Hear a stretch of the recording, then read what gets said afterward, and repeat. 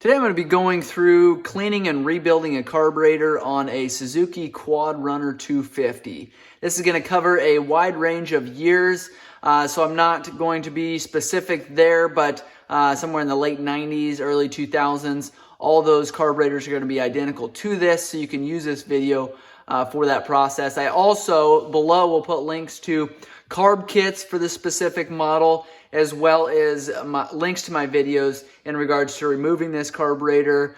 We've done a service on this machine. We've replaced U-joints, yokes, differentials, stuff like that. So I also want to put a link to those videos below. Make sure you check those out. If this video has been helpful, make sure you give us a thumbs up. Make sure you subscribe to our channel and share with anyone that might find this video useful. So to get right to it, obviously we have your carburetor off.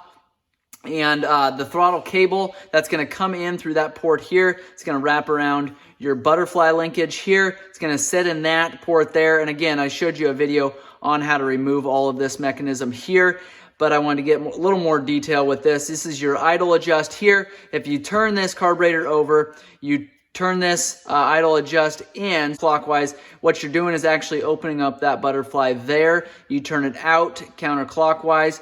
You're going to shut that butterfly. What that's doing is restricting airflow, and there'll be less fuel flowing through your carburetor because of less air flowing through there. So flip this over. If you take compressed air and blow through this port or this port here, it's going to take this diaphragm and your needle there. It's going to push this slide up. It's going to allow more air to flow through there. At the same time, you're giving it more throttle. So that's going to open up that butterfly there on this side. So you're pushing the thumb throttle there. That's opening up that butterfly there. That's sucking more air through these ports here. That's raising that slide along with that needle. Fuel is going to come up from that needle area down at the bottom here. If I had one more hand, I could show you a little more detail. But that's going to allow fuel to be sucked up through the bottom bowl here and into your motor there. You let off the throttle, that butterfly that's in the background there that you probably won't be able to see, let that off. You're gonna restrict airflow a little bit. That slide's gonna come down. That's not gonna allow as much fuel to be pushed up through that main jet here along with that needle area, and then that's gonna slow that motor down. So quick overview of how a carburetor works. Any carburetor this style with air is forced through your venturi there that sucks that diaphragm up is going to have this exact same setup. So I want to give you a quick overrun of that. We've got your fuel coming in from your actually fuel pump on this model. And again, I've showed you a separate video on that, but that's where that fuel comes in, runs along this port here, drops down into your bottom float area there, and I'll show you that. That's the first thing we're going to do is remove 4 Phillips screws here to there, to there. We're going to pull these off. Your bottom bowl is going to come off. Before I do that, you do want to make sure that you've got a hose hooked up here when you're going back together. What this does is if there's fuel ever sloshing around in your carburetor, hits your overflow tube, it's going to dump out this bottom nipple here. If you don't have a hose running here to beneath your motor, that fuel is just going to dump directly onto your crankcase, discoloring your motor, potentially a fire hazard there. So also, what you can do going into winter, if you need to, for some reason, put the wrong fuel in there, you can actually take and drain that fuel using this Allen screw here, loosen it a couple turns, fuel's going to start dumping out that bottom nipple there. Not very often do you do that because typically if your four-wheeler needs a carb clean, that's not a correct way of cleaning it. You don't take compressed air and Carb&Choke cleaner, drain this, pull this plug here and spray the whole thing off with Carb&Choke cleaner. That's not a carb clean. I'm going to go through and do a carb clean for you so you know exactly what to do. Get these 4 screws removed there. We're going to set these aside. We're going to pull our bottom bowl off. Sometimes if your carburetor is extremely dirty or it's old and this hasn't been apart before, this O-ring right here will actually stick to your carburetor. Sometimes it takes a little tap like that. That's going to break that seal free. It's going to allow you to pull this bottom bowl off. A lot of times, if your carburetor is dirty, if your four-wheeler's not running right, a lot of times you'll find dirt and debris, sand particles down in this bottom bowl area here because, again, your carburetor is going to be sitting this direction here. So anything that has some weight to it is going to sit in this bottom bowl area here. That's why a lot of people think if you pull this bottom screw here, allow that fuel to drain out, it's going to suck any dirt and debris down.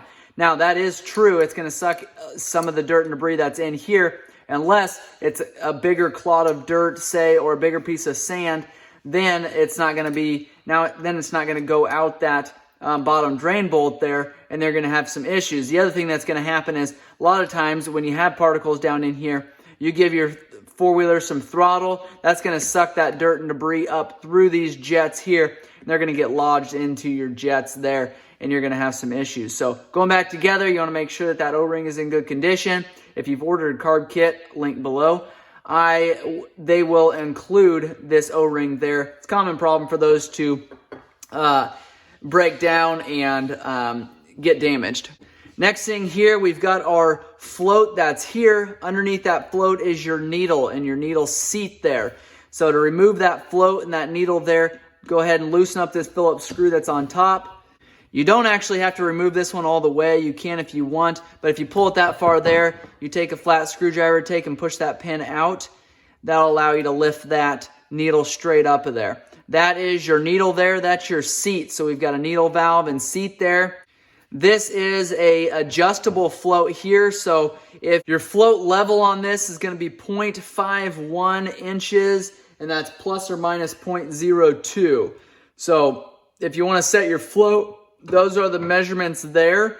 You do want to make sure that you adjust it properly, because by adjusting this too much one way or the other, you're going to allow way too much fuel either to dump in that carburetor or not enough fuel. You're going to starve your four-wheeler for fuel. So those are some of the things to think about before you just go taking this knob and pushing it up or down because you've got a fuel leak. The other thing that's going to happen is this needle valve here is sometimes going to wear out. There's going to be a ring on that rubber tip there, and your fuel will continue to dump on your floor in your shop. It's because that fuel isn't getting shut off, and just adjusting your float isn't going to fix that. You're going to want to replace that needle there.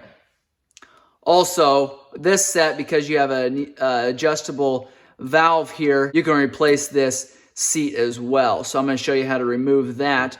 You can pull this needle off of here just like that. Doesn't matter which direction it goes. That pin there is right in the center. You can put it on either direction back onto your float when that time comes. To remove this seat here, you've got a small Phillips screw here. You can loosen that up. You can pull that needle valve out. Now, I want to warn you, this carburetor is in excellent condition. I'm just basically doing this video just to show you how to do this, because we don't need to replace this seat here. By pulling this in and out, there is an O-ring on this seat here that'll seal that housing up, and you don't want fuel coming in here from your fuel pump coming down this port here. You don't want it leaking around this seal because you've damaged this O-ring in here. Pulling that seat in and out just like that could potentially damage that seat. Does have a screen on there. You do want to make sure you clean it. If this carburetor was in need of a deep clean, I would have pulled this seat here, replaced the O-ring, cleaned out that screen there, cleaned out that port there. But that's not the case with this one. You can take Carb&Choke cleaner, spray it through there or there, blow through it with compressed air to clean that out if you need. But I would suggest, if your carburetor is dirty, pull that, clean that screen off of there. Next, we're going to go to your jets here. You've got your main jet here, secondary main, and your idle jet. This main jet here, take a flat screwdriver, and there's a couple different ways for this to pull off of here. This one here, your main jet holder as well as your main jet, came out together. You've got an O-ring on the bottom here. Inspect that, make sure that's in good condition. What you also want to do is look through here. Hold it up to light, look through there. You should be able to see all the way through there with no issues. If that is plugged or dirty, then your four-wheeler is not going to run right. So make sure you blow through it there with compressed air, Carb&Choke cleaner. And a lot of times I'll take and remove this jet off of the main jet holder. That way I can clean it a little bit easier. You also want to make sure that these small orifices here are cleaned out so that your fuel will flow through there properly. Setting that aside here, you can actually see the needle here that would be up here. So I'm not sure you can be able to see it there, but once you give your four-wheeler some throttle, that butterfly is going to open up on the other side. That's going to push this slide open. That's going to push that needle up. That's going to allow more fuel to flow through your main jet here. Now, if you take and put a smaller main jet on there, when your throttle is open like that and your needle is fully extended or most of the way extended, if you put a smaller jet on there, that's going to restrict the amount of fuel that's coming from your bottom bowl area here up through your carburetor into your motor. So if you're needing to restrict fuel because of change of altitude, or if you've done performance parts to the machine, you may want to get a bigger main jet so that more fuel is allowed up through that port there into your motor. So a lot of times aftermarket companies will put those specs on their website or in the instruction manuals, because you do want to make sure that your four-wheeler is jetted properly for your altitude as well as your aftermarket part. This main jet here is a 117.5. So I believe that is stock on this model, 117.5. Now we're going to go to our secondary main, which is this other jet here on top. And this is going to be a little bit smaller orifice than the main jet. You still should be able to hold this up to light, see through it.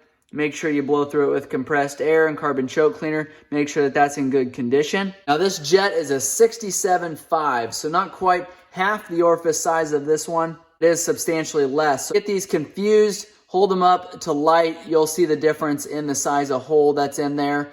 They do look identical. If they were the same size, you could swap them back and forth, but they're not. You don't want to switch those. So bigger one is going to be main jet.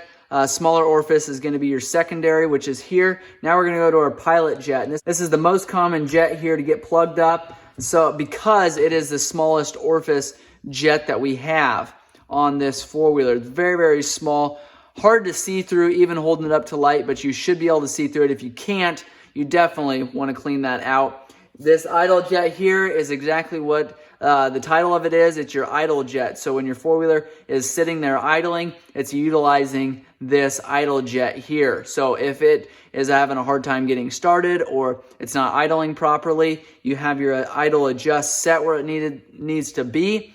I would go straight to your pilot jet. It is a common issue for these pilot jets or these idle jets to get plugged up. So this is a 15. So it's a very, very small orifice. You see the difference there, 15, 67.5, and 17.5. So difference in orifices there.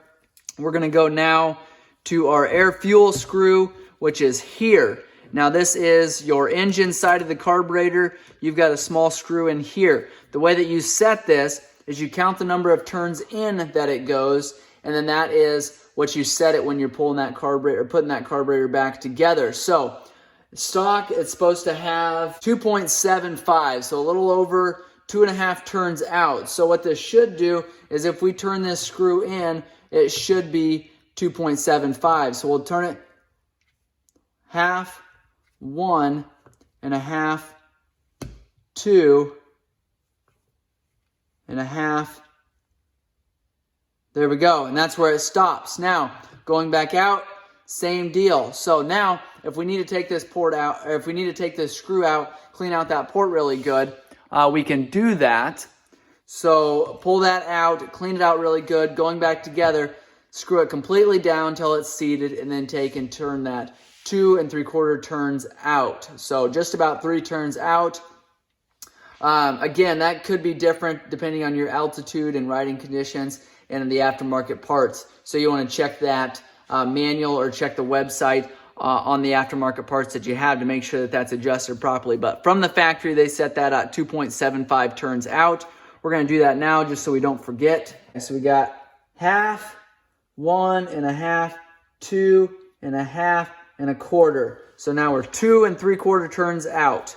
Now to get to the top of the carburetor here, flip this over. You've got a plastic cap here with 2 Phillips screws on either side. Remove these, and what I do is I keep my thumb on top. It is spring loaded, and it's not going to blow apart there. You're not going to lose an eye or anything, but I do like to make sure that I have my finger on top because underneath of this cap is a rubber diaphragm.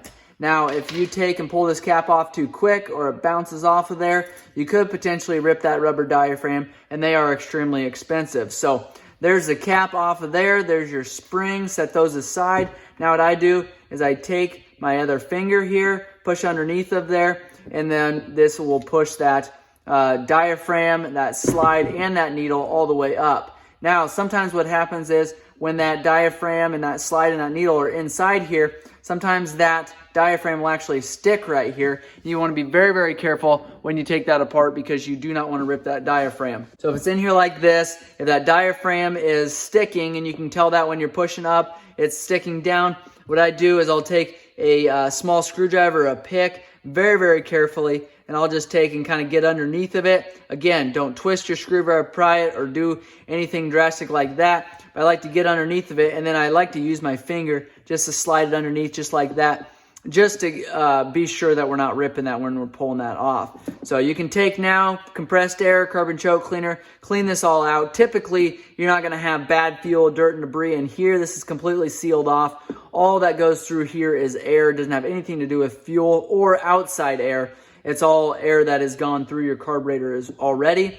But I do like to make sure that that's all cleaned out. Take and wipe this down. Again, make sure when you're wiping this down that you do that very carefully. The other thing, I don't like to get Carb&Choke cleaner on this diaphragm here. Stretches out, causes issues going back together. So if you can keep that dry, take a paper towel, rub this down, you can do that. But I like to make sure I don't get any kind of cleaner on here.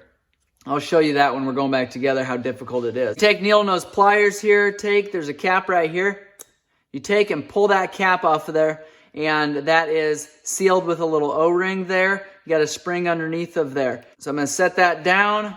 What you can do is take and remove your needle here. So take a finger there, push up on that needle. You do want to be very careful. There are small O-rings in here, or small washers in here. So pull that up. We'll set that down, and we do have a washer in the bottom there. So that's our washer there. We've got our needle that's here, and there's a size on this needle, so pay attention, make sure you've got the right one in there.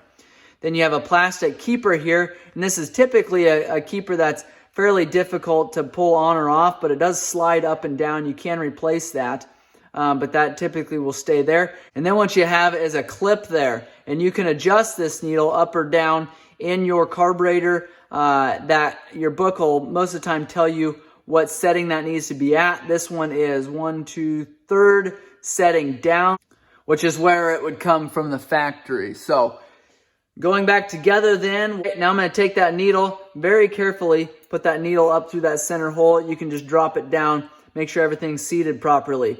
Now I take this spring and this cap here, and sometimes you can get this spring to sit on there. If you can't, you want to make sure you take and flip this upside down and put this cap on this way so that that spring will stay on there.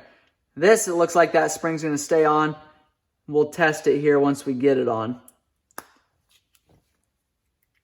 Okay, take and push that on. It's just going to snap into place, and then you'll be able to take your needle, push on it. It should spring up and down just like that. If it's stiff, you want to make sure you pull that cap off of there and try again because you didn't get something seated properly. And that should hold. You're not going to take, if I were to take and slam this down on the counter, it would push that cap off of there. You need to go flying, but you should be able to push on that needle with no issues there. Going back together then, we've got your carburetor here. This slide will only go in one direction. Take and slide that down. You want to make sure that your needle goes down into your main jet slot there. Put my finger underneath, I take and fold my diaphragm down. Now, if you've gotten Carb&Choke cleaner on this diaphragm, this part of it's going to be a huge challenge for you. And what I would probably do is leave your diaphragm in a windowsill, make sure that it gets completely dried out. A lot of times that'll shrink down to the size that you need. But what I do is take, and it'll look like that from the side.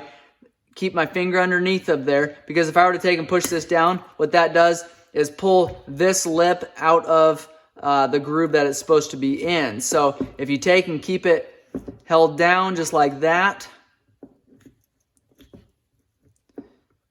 use your thumbs there to slide that in the groove. You want to make sure that's completely seated.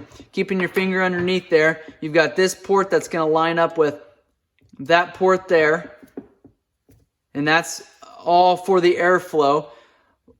Slide your spring on that groove there, slide that down, and push that into place. Now you'll be able to tell if that diaphragm is not in its groove there. Your cap here will actually take and slide around a little bit. If there's any sliding around at all, then your diaphragm is not in the proper place there. Snug these screws up.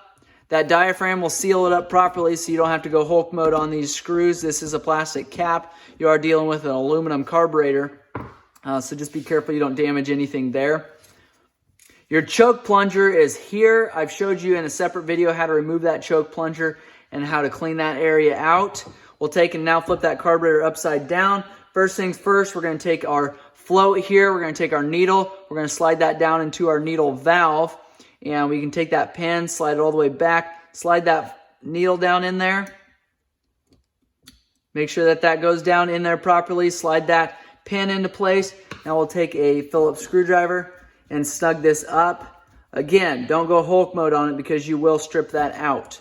So that should slide up and down freely. What you should be able to do is hook an auxiliary tank or your fuel tank up to there. Fuel flowing down in there. If you take and push up on this float there, it should shut that fuel off completely. You should be able to shake it like that. No fuel should be coming out of that needle. If it is, then you obviously don't have this adjusted properly, or your needle and seat are worn out. So inspect that, make sure that's in good condition. Pilot jet, once you've gone through, completely clean these out, you can blow through these ports here as well. Take and put these jets back into place, snug those up. They're brass jets. They should seat fairly snug into place there. You don't have to go crazy and over tighten those. Just makes it extremely difficult for the next time you do the carb clean. Secondary main is there, and pretty obvious which one goes where because this one has the main jet holder as well as the main jet. Again, inspect that O-ring, make sure it's in good condition. Tighten that one up, snug it up.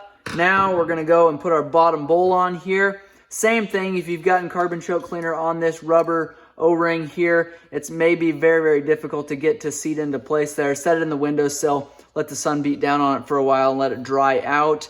Once you get it into place there, you can set that down directly on top of there. Same thing, you shouldn't be able to move it when you slide it into place because it will, these posts here are supposed to sit in those grooves there, and you shouldn't be able to move it. So set that on. If your O-ring is having a hard time staying in that groove there, obviously don't take that bowl and flip it upside down. You can actually take your carburetor and set it right down onto your bottom bowl. Kind of do it from the other direction there. Our O-ring was stuck into place there and in really good condition, so we didn't have to worry about that. Snug these down. If your O-ring's in good condition, you won't have to snug these up really tight.